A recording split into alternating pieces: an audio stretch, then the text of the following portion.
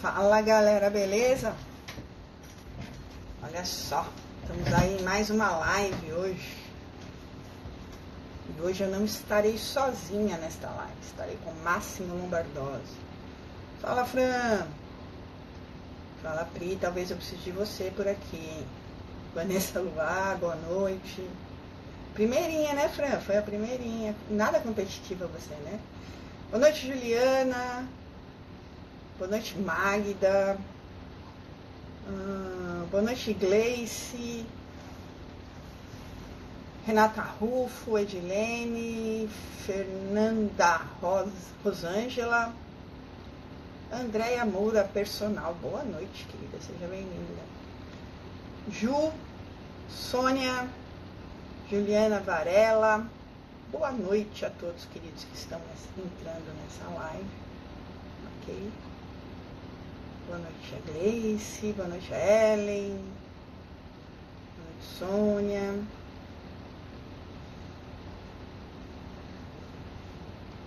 Boa noite Cleves, boa noite Stephanie, acredito eu. Boa noite Gustavo, boa noite Feares, Heber personal, Silmara, Sônia, Angelo. Fiz oficial México, bem-vindos México. Boa noite Jaqueline. Boa noite a toda a galera que está entrando. Boa noite Alex. Boa noite Caterine, Claudinha Vilela. Boa noite Gustavo. Obrigada pelo fera. Boa noite Sophie Studio. Sophie Studio, perdão. Boa noite Físio Kelly Dias. Boa noite a todos que estão entrando na live.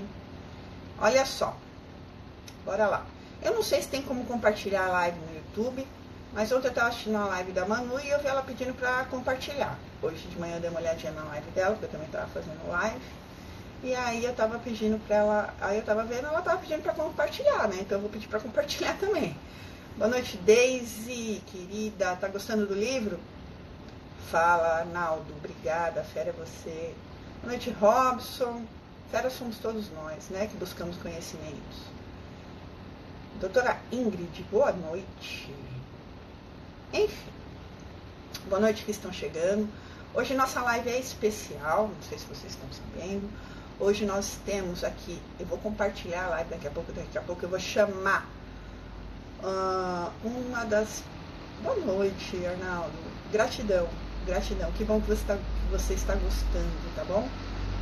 O livro é feito para vocês, com todo carinho. Enfim, hoje a live vai ser em conjunto. Conjunto com quem? Com simplesmente o maior osteopata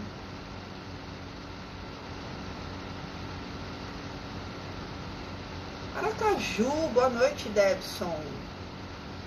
Boa noite a todo mundo. É o desfile, boa noite. Hoje nós vamos compartilhar, nós vamos ter a honra de ter nesta live simplesmente um dos maiores osteopatas e conhecedores mundiais. Essa live está só no Instagram, porque como eu vou compartilhar, vou chamar esse feraço que eu vou apresentar para vocês daqui a pouquinho, não tem como compartilhar no Face, é muita coisa para fisioterapeuta, entendeu? Não rola. Então, olha só, ele chegou aí e eu vou chamá-lo daqui a pouquinho para essa live. Antes, deixa eu só apresentá-lo. Máximo Lombardosi, um dos maiores osteopatas italiano, tá? E Máximo, um dos maiores conhecedores da pressão intraabdominal no mundo, tá? Referência, congressista em vários países, tá? Palestrante em vários países. Ele é o cara da pressão intraabdominal. E antes de eu chamar o Máximo, eu só quero começar.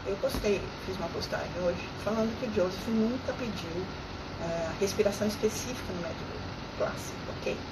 Do Pilates. E muitas pessoas me chamaram de maluca, coisa que eu já estou acostumada. Porém, eu estou aqui na página do Facebook do Rodrigo Menon, ok?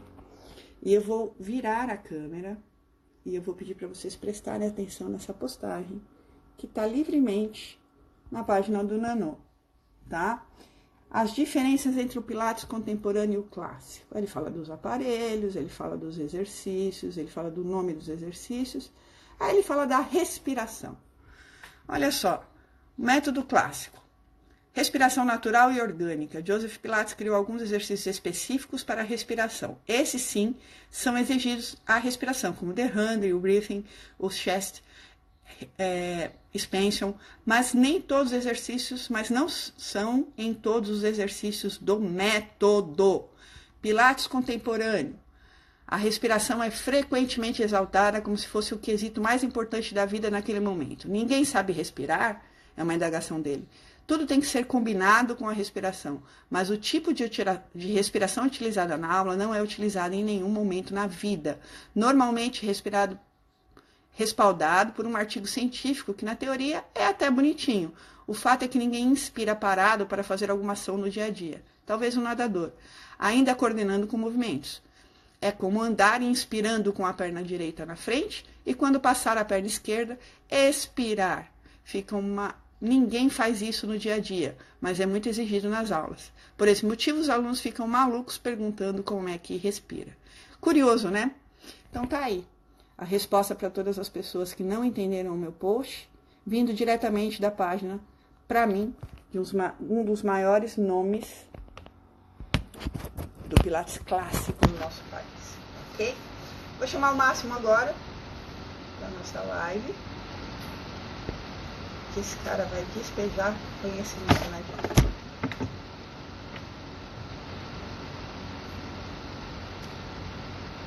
Tô te chamando. Vamos você, Nano. Gratidão. Fala, Máximo. Oi, Janaína. Tudo bem? Tudo bem que bom com você? vê-la. Tudo bom, graças a Deus. E você? Faz muito tempo que a gente não se vê pessoalmente, né? Pois é, faz tempo, é verdade. É verdade. Mas é bom vê-la de novo. É um muito prazer. Obrigado pelo convite. Imagina, eu que sou toda gratidão e por você ceder um pouquinho do seu conhecimento aqui pra gente e tentar resguardar, respaldar, rebuscar a metodologia descrita por Joseph Pilates. Eu vou só explicar aqui para o Máximo, que o Máximo ele não é do Pilates, ele é osteopata, né? Então, Máximo, o conceito de estabilização segmentar, gerido por Paul Rhodes, que você tanto conhece, nosso amigo Rhodes, né? Que foi trazido muito fortemente para dentro do Pilates, não foi o que Joseph dizia, tá? No método original. Para Joseph, o powerhouse era simplesmente uma força central, ok? Em que afastava um pilar central de força em que a metade do umbigo para cima era levada em direção cefálica e metade do umbigo para baixo em direção caudal. Como se os calcanhares quisessem acompanhar a pelve neutra, somente uma solicitação da pelve neutra. Foi isso que Joseph pediu. Como quisesse acionar um zíper da calça. De uma certa maneira, o Paul Rhodes criou a estabilização segmentar e foi ingerido dentro do Pilates, do treinamento funcional, até da musculação. A gente vê muito profissional da educação física fazendo isso, né? E aqui agora somos todos ouvidos, estamos com a sala cheia, esperando você despejar conhecimento aí, que é sempre um prazer ouvi-lo. Então, muito obrigado. Em primeiro lugar, obrigado pelo convite, estou lisonjeado por estar podendo assim compartilhar um pouquinho dessas informações com vocês, com o grupo. E a Janaína é uma profissional excelente, extremamente preparada, então você estuda demais. Você não estuda muito, você estuda demais. Você estuda realmente muito. Parabéns. Então, você não estuda muito, eu sei. Mas é o nosso trabalho, né? Então, quais são os novos conhecimentos que estão surgindo na área da estabilização segmentar, os trabalhos não somente de Paul Rhodes, mas também os outros trabalhos. E tudo isso está sendo coletado pelos meus professores, Georges Finet e Christian William, que são os criadores do método das colunas de pressão. Eles estão fazendo todo um estudo, qualquer publicação nova que sai no meio, eles pesquisam, eles estudam e vão adicionando para tentar completar o quanto mais possível esse modelo, que é um modelo de funcionamento e disfuncionamento diafragmático. Então, vamos lá. O que é que se faz muito ainda, eu vejo fazer por certos profissionais, não todos, graças a Deus, em aulas de Pilates, é o fato de pensar que a estabilidade da coluna vertebral é diretamente proporcional à intensidade da contração do core. Então, quanto mais o core é contraído, quanto mais a coluna vertebral é saudável. Isto é um engano, isso é uma... não é assim que estão as coisas. Na verdade, o core não deve ser contraído muito. E, de fato, na vida do dia a dia, todo dia, para a gente estabilizar a coluna vertebral, a gente não faz contrações maximais, jamais isso acontece. Então, essa ideia de que para você ter uma coluna vertebral saudável, você tem que intensificar o quanto mais a contração do core, isso está errado, não é assim. A contração do core não deve ser maximal, ela deve ser harmoniosa, que é bem diferente. E uma das coisas que está aparecendo, sem dúvida, a cada vez mais nas pesquisas, é o fato que as pessoas que têm dor na coluna vertebral, elas não têm os músculos fracos.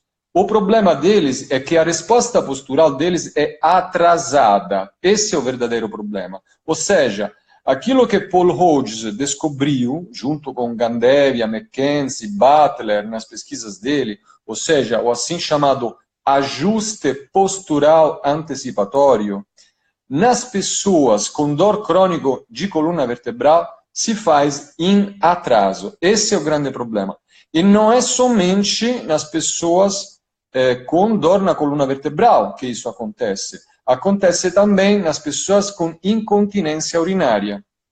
E também acontece em pessoas, associado em pessoas, por exemplo, que têm outro tipo de problema, por exemplo, problemas digestivos.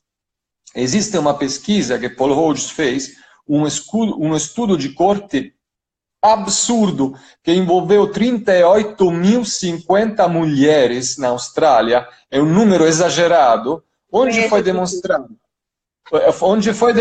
que pessoas que têm problemas de coluna vertebral, obesidade, incontinência urinária e também problemas digestivos, estão todos no mesmo caldeirão, ou seja, todos esses problemas estão sempre aparecendo juntos. Então, o que acontece? Se você pensa nessas pessoas, qual é o trato comum? Que o fio que liga todas essas pessoas, elas são obesas em geral, ou seja, elas têm problemas de obesidade. E qual é o problema principal da obesidade? É a hiperpressão abdominal. Nós sabemos que a cada ponto a mais de índice de massa corpórea, a percentagem de pressão intraabdominal aumenta em 10%. 10%. Quer dizer que se você, por exemplo, aumenta o seu peso em 5, 6, 7 quilos, se você pesa uns 60, você pode chegar a duplicar a sua pressão intraabdominal. Então, isso é extremamente perigoso, porque a pressão intraabdominal aumentada pode ir para a hipertensão intraabdominal e depois pode chegar à síndrome compartimental.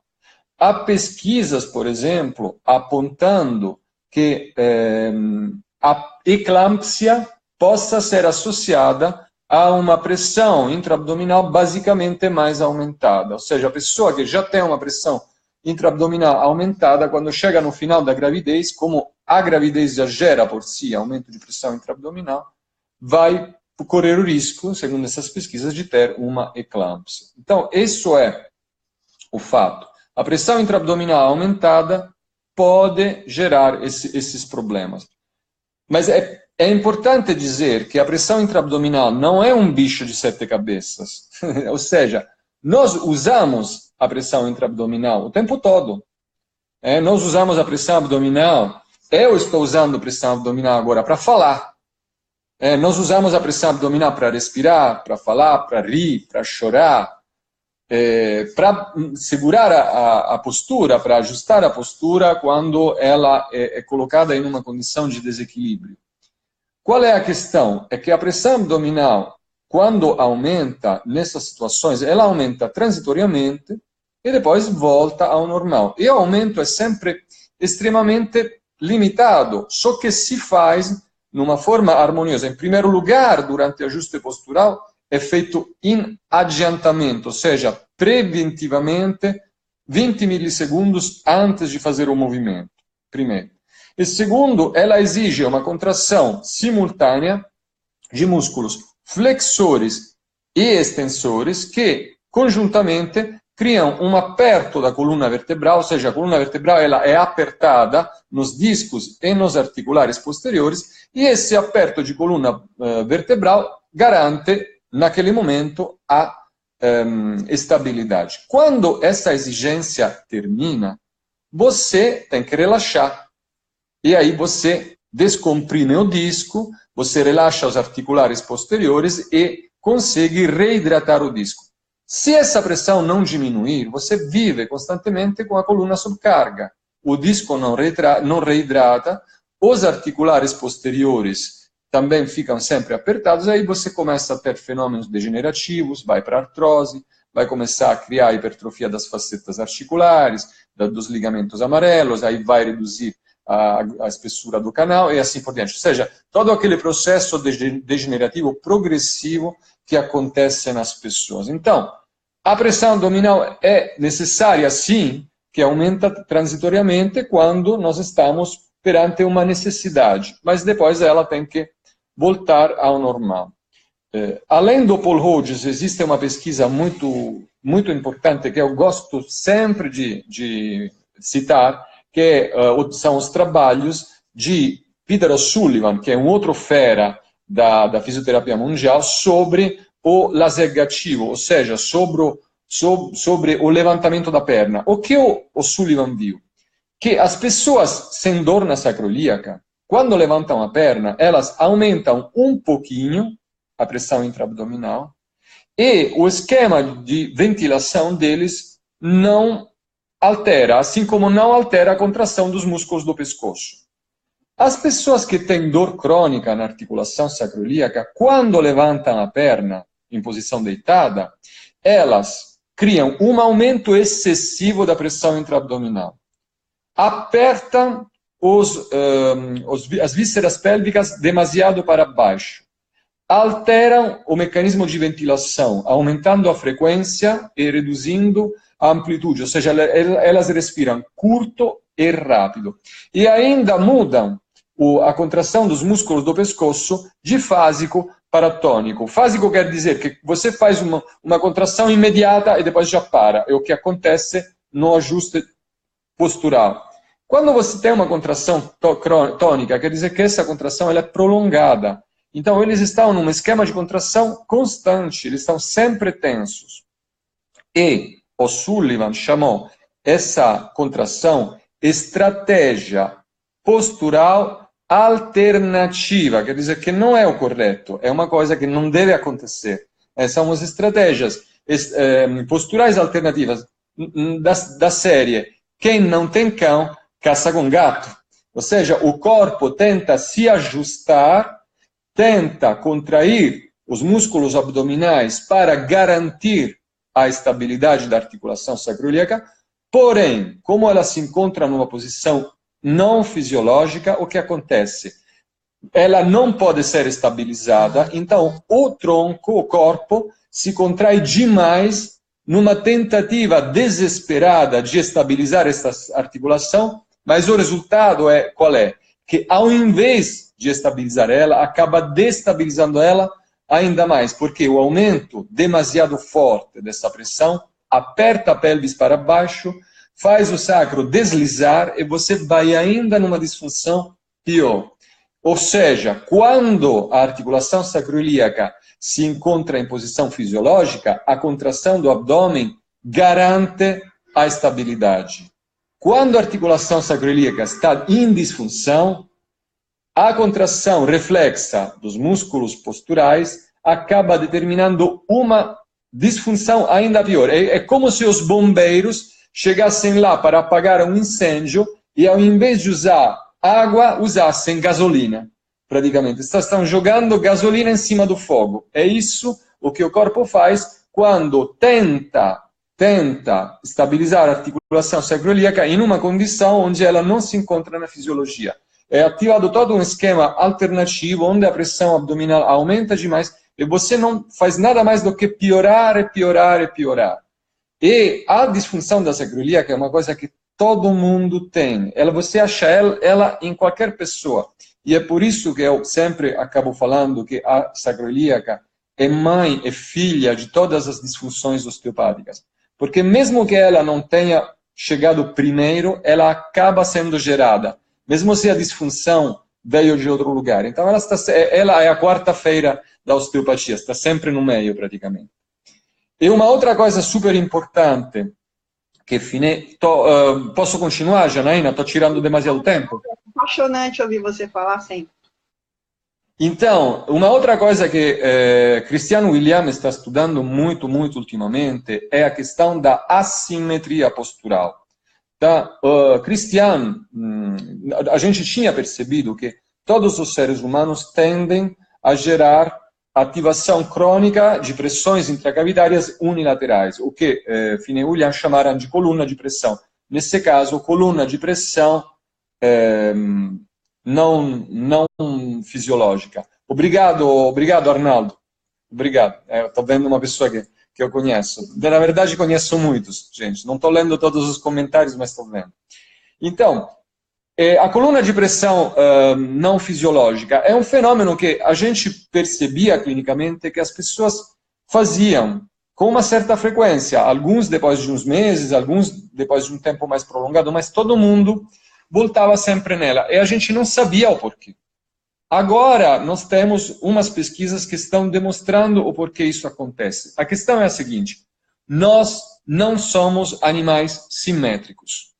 Nós somos assimétricos.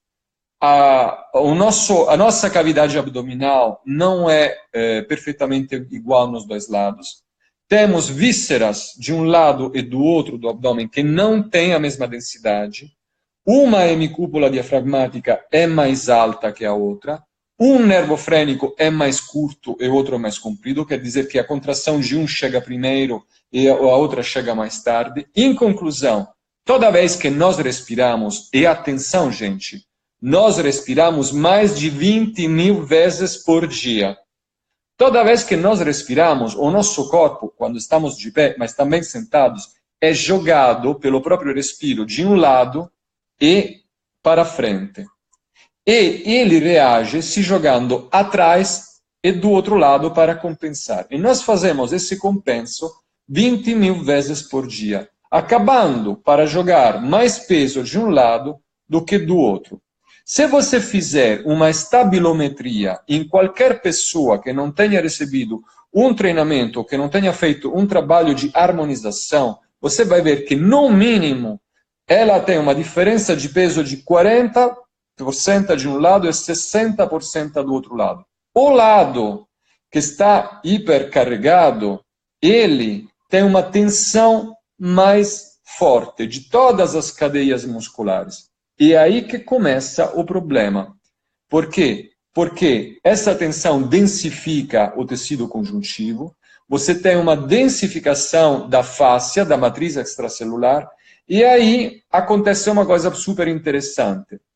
Nesse lado, quando você, por exemplo, está em apoio monopodálico, você começa a atrasar a resposta postural. Isso gera mais oscilação, ou seja, o corpo oscila. E olha que interessante, quanto mais você atrasa a resposta postural, quanto mais o teu corpo acaba oscilando. Porém, quanto mais você oscila, quanto mais você acaba atrasando a resposta postural. Ou seja, você cria um círculo vicioso, você entra numa espiral e você não sai dessa. Então, veja bem, isso é muito interessante para os atletas. Os atletas, quando caem nessa situação, eles não podem usar toda a força que eles têm para fazer o gesto atlético deles, porque uma parte dessa força tem que ser usada de forma desnecessária para estabilizar mais a postura. Inclusive, até o captor ocular acaba sendo usado demasiadamente para controlar o espaço, ao invés de que usá-lo para fazer o que é preciso fazer. Imagina um jogador de tênis. O que é que um jogador de tênis tem que fazer? Olhar a bola. Se você já tirou uma aula de tênis, a primeira coisa que o professor te fala, não tira o olho da bola.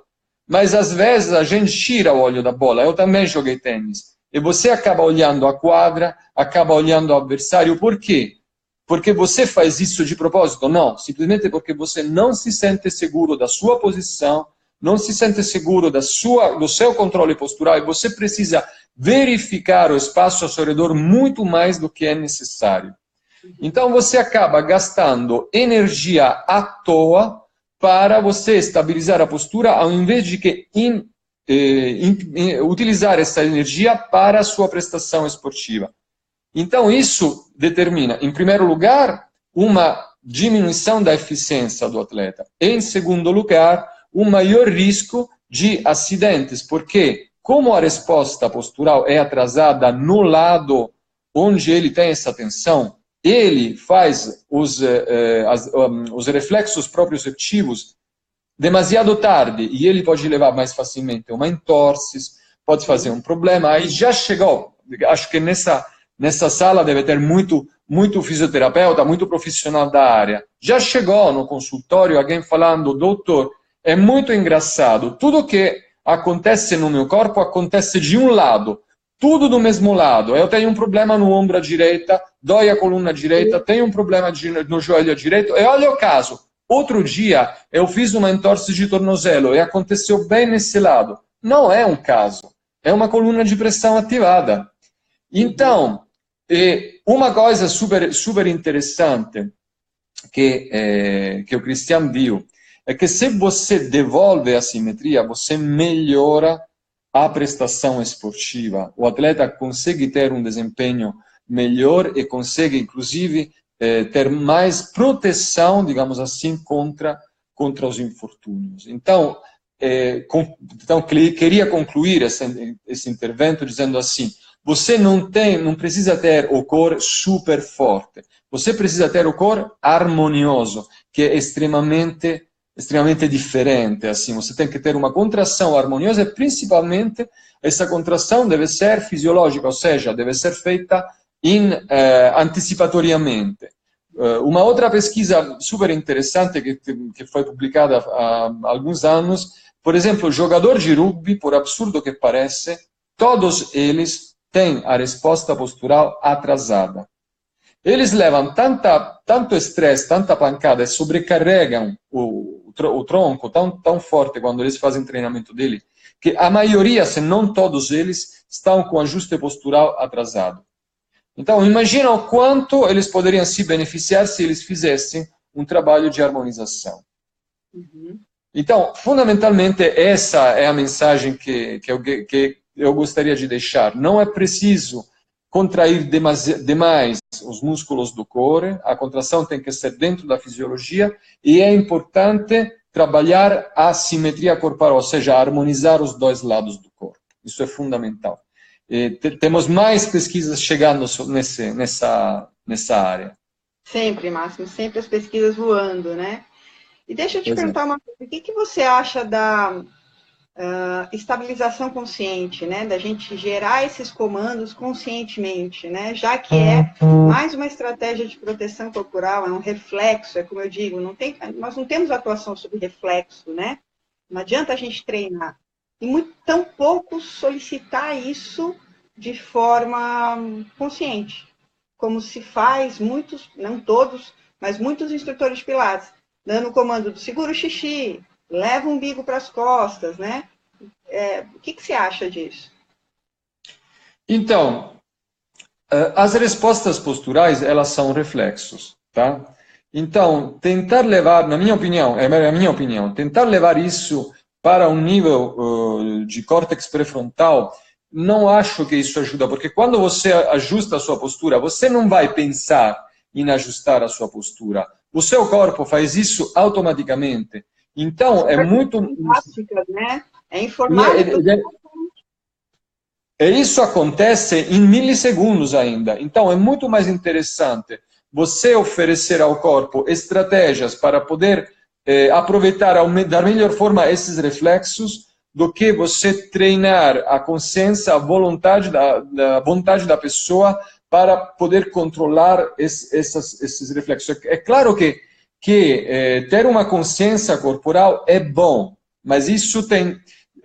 não podemos confundir o alvo. Isso não tem o alvo de você ter uma boa resposta proprioceptiva. O alvo é outro. É você controlar melhor o seu corpo, é você ter uma consciência corporal melhor, é você ter uma melhor percepção da posição, do movimento do seu corpo. Mas isso não tem a ver com o reflexo de ajuste postural, que é totalmente involuntário. Você tem que pôr o corpo na condição de se proteger automaticamente e não trabalhar, porque não adianta, na minha opinião, não é assim que funciona. Uhum. Na minha também. A gente sabe, tem uma definição que eu gosto muito do Zavareda, que fala, de 2017, essa definição de postura, onde ele diz que o corpo a postura é dotada de múltiplas estratégias, né? Nosso córtex está programado para múltiplas estratégias de desestabilização. Não adianta a gente trazer isso para a consciência, porque as desestabilizações são as mais diversas e inesperadas. E é isso que você disse, acontece em milissegundos, um desequilíbrio, né? Então, eu concordo com tudo que você falou, e essa é a minha luta no Pilates. Você me acompanha há um tempo já, a gente é amigo há algum tempo. E é isso. E deixa eu ver, mais alguma coisa que eu quero explorar seu conhecimento aqui, deixa eu pensar. Expiração forçada, Máximo, o que você acha disso para realizar os exercícios? Expiração forçada? Uhum. Então, quando você faz, por exemplo, essa coisa de puxa o umbigo para trás, faz essa... Gente, isso, assim... Então, qual é o foco? Por que se faz isso aqui? Vamos descascar um pouco essa cebola. Se faz isso porque, querendo ou não, o transverso abdominal, ele se continua na fáscia transversalis. A fáscia transversalis se insere ao nível das vértebras e depois se continua, né, com os músculos da coluna vertebral, como assim abrange essa região. Então, quando você cria uma pressão forte intraabdominal, você está criando um torque hidráulico, ou seja, você está criando uma estabilização pneumática, tá? Então, puxar, por exemplo, fazer expiração forçada, puxar o umbigo para dentro, dá essa estabilização. Mas o que acontece no dia a dia, na vida de todo dia, você não vai, se você está caindo, você não acaba respirando para você, até que faz isso, mas não faz isso de forma extremamente forçada. Então, assim, é outra coisa, tem um outro problema associado a isso, que não é somente o fato que não serve, é muito mais prejudicial. Nós precisamos saber uma coisa, isso é muito importante, e foi demonstrado já desde 1990 por Takata. Nós não precisamos, atenção, nós não precisamos respirar forte para travar o fluxo da veia cava. É suficiente uma respiração normal durante o ato inspiratório, no final do inspiro, somente pelo aumento fisiológico da pressão intraabdominal, a veia cava é simplesmente bloqueada, ela é fechada, quer dizer que o fluxo do sangue do abdômen para o tórax não se faz. Isto durante uma respiração fisiológica, tá? Então, só que você faz um inspiro, faz um expiro, e aí você está, na verdade, bombeando o sangue, de alguma forma favorecendo esse retorno venoso. Agora, quando você faz uma expiração forçada, ou seja, você aumenta muito a pressão intraabdominal, você trava completamente o fluxo venoso esplâncnico, porque existe uma fórmula. Quando a pressão intraabdominal adicionada à força de contração dos músculos é maior que a pressão de fluxo da veia cava, o fluxo é travado. Então, quando você faz uma hiperventilação, por exemplo, uma expiração forçada, você está bloqueando o fluxo da veia cava. E aí você está gerando um problema vascular dentro do abdômen. Tá? Então, você está... Aí, agora, imagina isso. Se uma pessoa treina o core para gerar essa forte pressão pneumática e vive isso com essa condição o dia todo, de fato, ele está comprometendo a sua circulação venosa, a vascularização. Então, isso é muito controverso. Eu não gosto, tanto que eu treino, quando eu faço os meus treinos, eu tento respirar da forma mais fisiológica possível. Faço estabilização? Faço, mas nunca chego a fazer contrações forçadas do core. Não, jamais isso. Porque, inclusive, eu tive um problema, mas eu já fazia isso há muito tempo. Por quê? Porque eu tinha varicocele, aí depois operei. E já na época, me autotreinava para tentar evitar respirações forçadas, porque sabia que aquilo gerava refluxo. E por que gerava refluxo? Porque a hiperpressão abdominal trava o fluxo venoso e joga o sangue para baixo. Então, pensa uma pessoa que tem varizes, por exemplo. Pensa uma pessoa que tem, inclusive, problemas de varicocele, igual eu tinha. Ou pensa pessoas que têm, por exemplo, mulheres que têm problemas ginecológicos, que podem ser, às vezes, iatrogênicos, ou seja, não tem um porquê, mas às vezes uma mulher pode ser infértil, por exemplo. Só que está tudo bem, faz todos os exames, está tudo bem. Eu já tive a experiência de casos de pacientes que tinham uma infertilidade idiopática, quer dizer, não explicável, que estavam com uma pressão intraabdominal aumentada e depois do tratamento conseguiram engravidar naturalmente sem nem precisar fazer fertilização artificial. Ou seja, a pressão intraabdominal, quando ela é exagerada, ela é realmente um problema. Então, essas respirações forçadas, não, eu não condivido pessoalmente, não acho que seja bom. Justamente o que o Joseph falava quando era perguntado.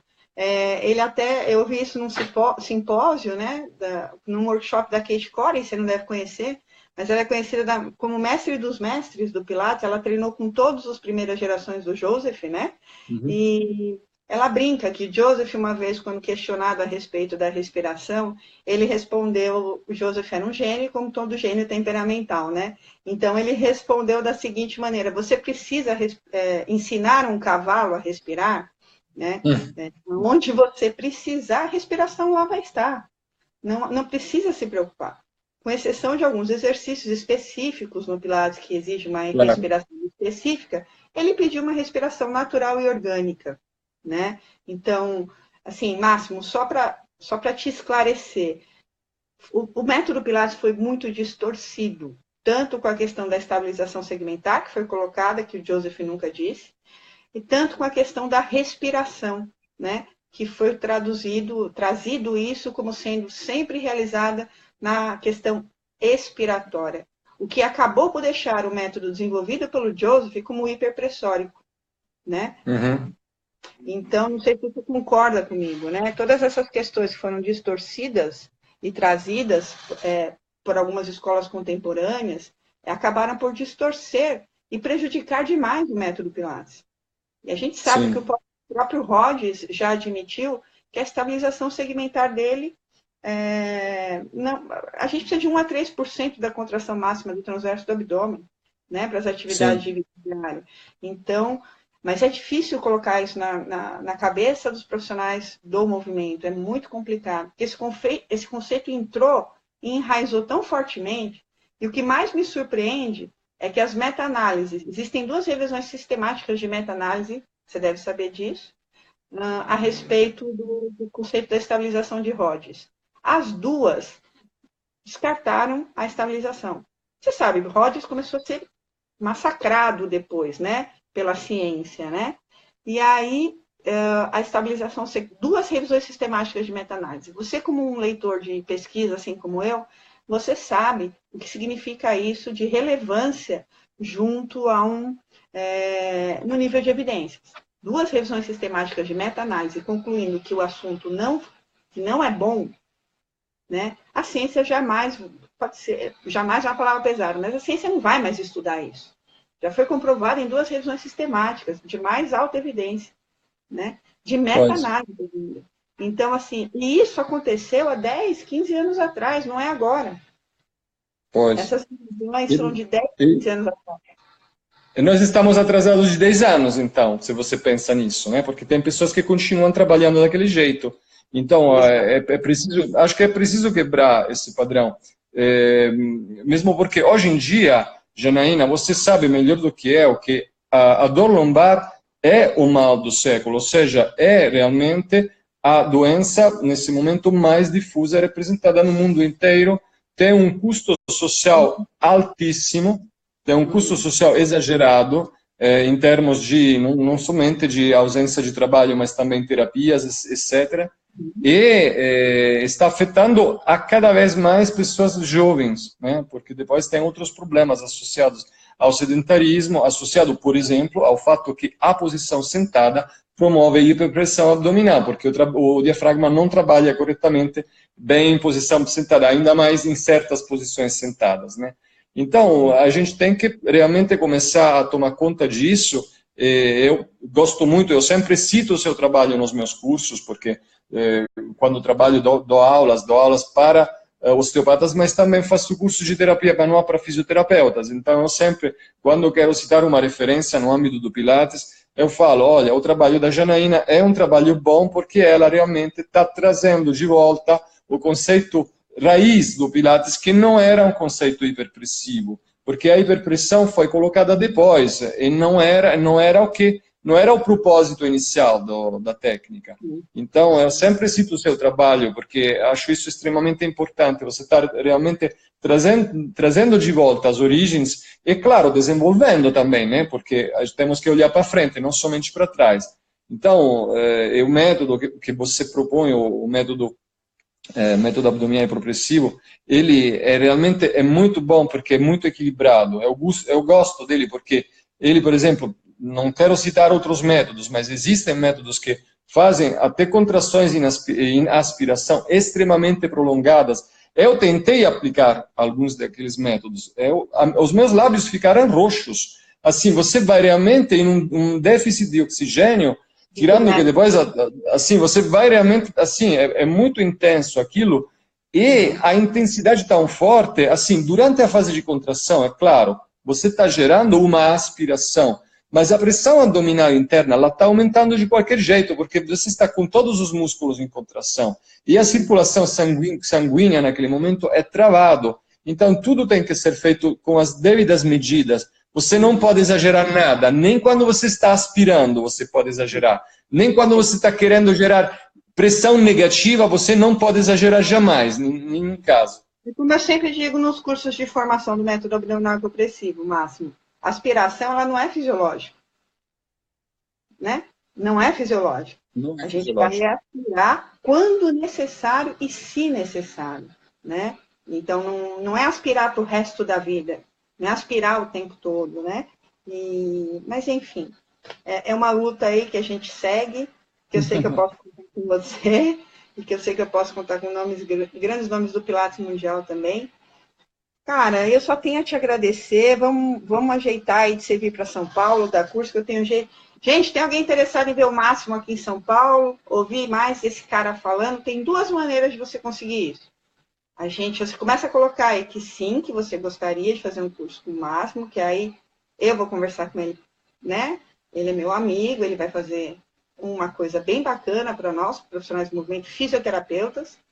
E você pode também comprar o livro, né? Da diferença da estabilização segmentar e o Powerhouse do Joseph, no qual eu tive a honra de ter um capítulo escrito por Máximo Lombardozzi. Eu acho que me considero uma pessoa muito sortuda, né? Muito sortuda por estar ao lado de grandes nomes do Pilates Mundial. Muito obrigada, Máximo. Eu agradeço muito, Janaína, eu que te agradeço muito pela oportunidade de poder falar. Só queria dar uma resposta, estou lendo aqui os posts aqui embaixo. Tem a Jaqueline Lopes falando, mesmo nos esportes que utilizam os 2 lados ao mesmo tempo, como a natação, há sempre sobrecarga de um lado mais que o outro, porque naturalmente, por ser destro ou canhoto. Isso, gostaria de falar a respeito disso. É verdade, você é destro, você é canhoto, mas não é este o assunto. Não, assim, o fato de você estar usando um lado mais que o outro, porque às vezes você é destro, porque às vezes você é canhoto, e de qualquer forma não tem a ver somente com isso.